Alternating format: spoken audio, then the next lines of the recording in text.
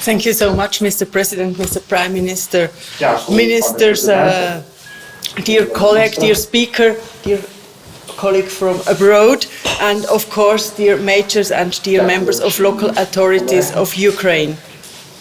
First, let me say that it's a very great honor having the possibility to meet all of you and also to witness here what you have gone through in the last few days, months and weeks. You said it many times, Mr. President, the state, its leaders and its institutions must serve and protect the people. We in Switzerland share this philosophy, and it has been one of the key elements of our success story in building a prosperous country and by cementing its unity through its diversity. Today in Ukraine, you as a leader provide service and protection to your citizens in time of war. A war of aggression launched by Russia to take your land, to stop your reform programs based on our all common European values, and to destroy your nation. In this difficult situation, your fighting spirit, your sense of sacrifice and your strength as a nation are very impressive. You deserve our highest respect and our full support for the dignity and resolve with which Ukrainians confront this ugly, dirty and criminal war. Thank you so much for all you did.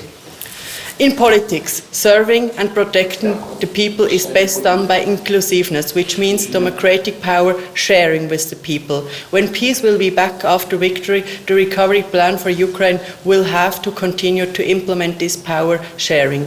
The instrument for this is decentralization. This means letting the cities and communities be fully responsible at local level for local issues, the regions at regional level for regional issues, and the center of national level for national and strategic issues. Mr. President, I know that decentralization is on the top of your agenda. It was before the war, and I think it still is. And you can count on the support of my country, because we are a country really built from bottom up. Switzerland is at your side, fully supporting your cause of governmental level in Kiev, but also in the region and in the sector where we can make a difference.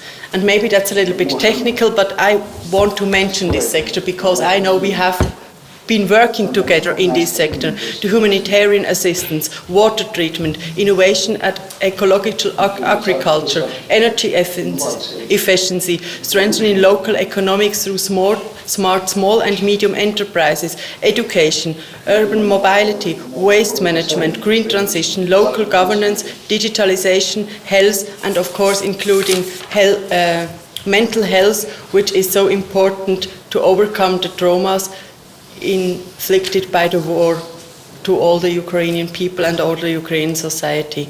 In all these sectors we can engage at national level, but also at local level, because most of these issues must finally be implemented locally. The way we engage in partnership is always in the spirit of favoring local initiatives. In parallel to the guidance coming from Parliament and government, the construction of Ukraine bottom up through responsible cities connected to, but also in dialogue with the authorities, is what we believe in to consolidate the country. In terms of nation building and prosperity, this inclusive approach has brought very positive results to Switzerland, and I'm sure it can bring the same results to Ukraine.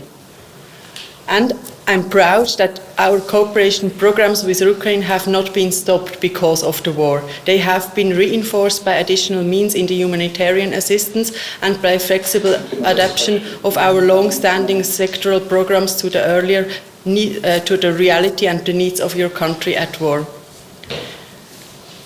Therefore, we are still planning to hold or to make it possible to make the conference for Ukraine to take place in Switzerland in the beginning of July. We have to change the name, but we work together, and if you need any more assistance, we'll be very happy to help you. And of course, it would be a pleasure for us when it would be possible to welcome you, but to welcome the entire Europe in Switzerland, to speak about how we can support you and how the entire Europe can support you by mobilizing the international community needed for the full recovery and reconstruction of Ukraine. And you know, Swiss Parliament provided the legal basis for an additional amount of 80 million Swiss francs to Ukraine on top of the annual 30 million francs we have in our normal cooperation programs for humanitarian aid. If you need any more, if you think it's not enough what Switzerland does in this sector, just let us know. As you know, in our legal order by neutrality law, we do not deliver weapons in a war zone. But we assure you of our support to the Ukrainian nation. This support is delivered directly to our partners in regions, in the cities and also in the local communities. And whenever it's possible, I think you know it, we make all we can do that we collect the products and the food we deliver in other zones to Ukraine, in Ukraine, and also to do it with Ukrainian transport. Through this approach, Switzerland's cooperation program supports not only the Ukrainian society, but also the Ukrainian community. And I think that's something that's going to be very important in rebuilding Ukraine, that we connect the society with the economic, because we have, or you have, or we have together to rebuild all of them for Ukraine. Mr. President, dear representatives of Ukraine authorities at all levels, in time of war, your task to serve and protect Ukrainian people is more important than ever. And once again, especially having in mind the crime committed against your people by Russian aggressor, I commend your courage and determination. As a local, regional and national politicians leaders, you are fighting for freedom with civilian tools beside your soldier. You are all heroes defending Ukraine and Ukrainians and protecting Europe and Europeans. Thank you so much.